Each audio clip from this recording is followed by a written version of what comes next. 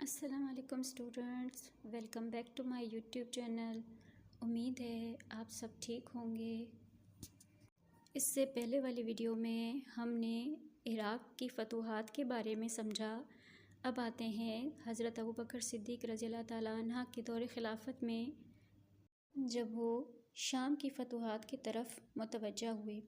شام پر اس وقت رومیوں کی حکومت تھی اور ان کے حالات بھی ایرانیوں سے کسی طرح مختلف نہ تھے۔ شام کی سرحد پر بنو بکر اور بنو عدوان ایرانیوں کی طرح شامی بھی اہل عرب کے قدیم دشمن تھے، اور شامیوں کی دشمنی بھی مذہبی نوعیت کی تھی۔ اسلام سے قبل ابراہا نے شامیوں ہی کے کہنے پر، ان کے ہی اشارے پر، عربوں کی مرکزیت توڑنے کے لیے گرجا تعمیر کرایا تھا، اور اس کے بعد 6 ہجری میں آپ صلی اللہ علیہ وآلہ وسلم کے سفیر کو، جو اسلام کا دعوت نامہ لے کر گئے، تو لوٹ لیا تھا۔ اور اسی طرح ایرانیوں کی طرح رومیوں سے بھی مسلمانوں کو خطرہ محسوس ہو رہا تھا۔ اس خطرے کے تدارک کے لیے حضرت ابوبکر نے 13 ہجری میں شام پر فوج کشی کا فیصلہ کیا اور شام کی سرحدی حدود پر مختلف دستے روانہ کیے۔ ان دستوں کی سپہ سالاری بھی مختلف سپہ سالاروں کے سپرد کی۔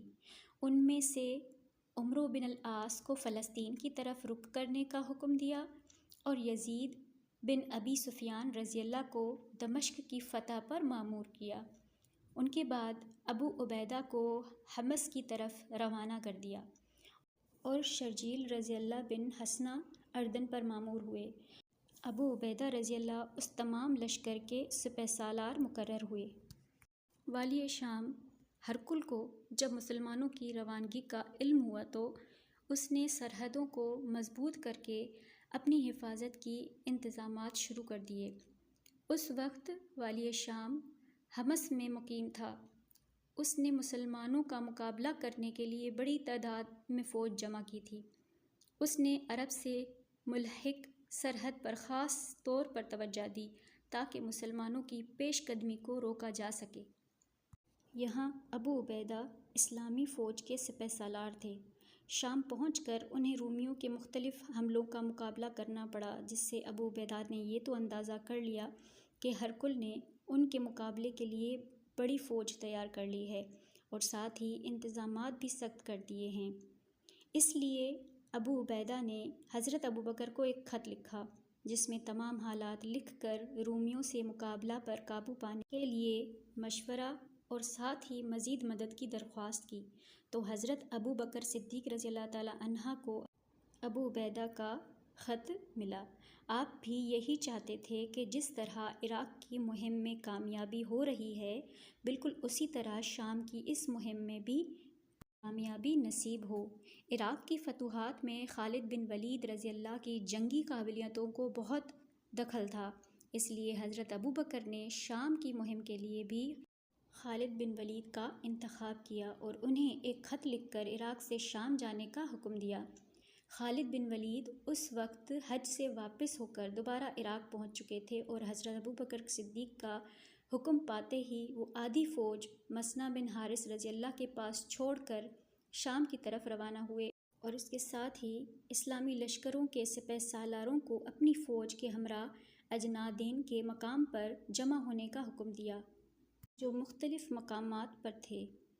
اس میں پہلے آتا ہے اہل بصرہ کو صلح۔ خالد بن ولید عراق سے روانہ ہوئے، راستے ہی میں ایک تنگ و تاریک جنگل سے گزرتے ہوئے بصرہ پہنچے۔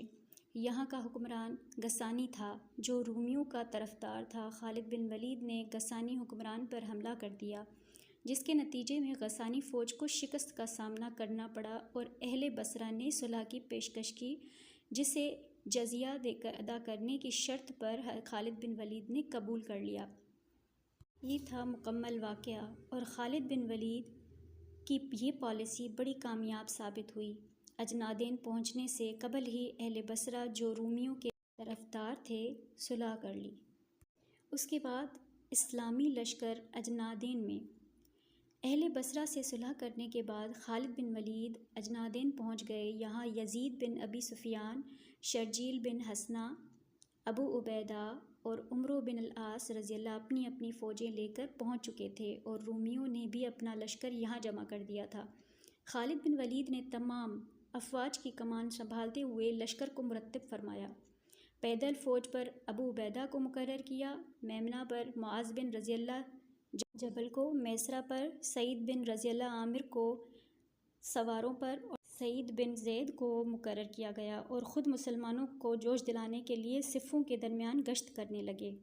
اس وقت مسلمان فوج کی ترتیب کے ساتھ ہی رومیوں نے مسلمانوں پر حملہ کر دیا، جس پر جوابی حملے کی اجازت خالد بن ولید نے نہیں دی اور ظہر تک کوئی کارروائی نہ کی گئی۔ لیکن شامی لشکر اس قدر تیزی سے حملہ آور ہوا تھا کہ اس سے مسلمان فوج کو نقصان ہو رہا تھا، جس کی وجہ سے سواروں کے دستے پر متعین سعید بن زید رضی اللہ نے خالد بن ولید سے جوابی حملے کی اجازت لی۔ اب فریقین کے درمیان مقابلہ شروع ہوا جو بہت زبردست تھا۔ آخرکار پلہ مسلمانوں کا ہی باری رہا، دشمن کو شکست ہوئی۔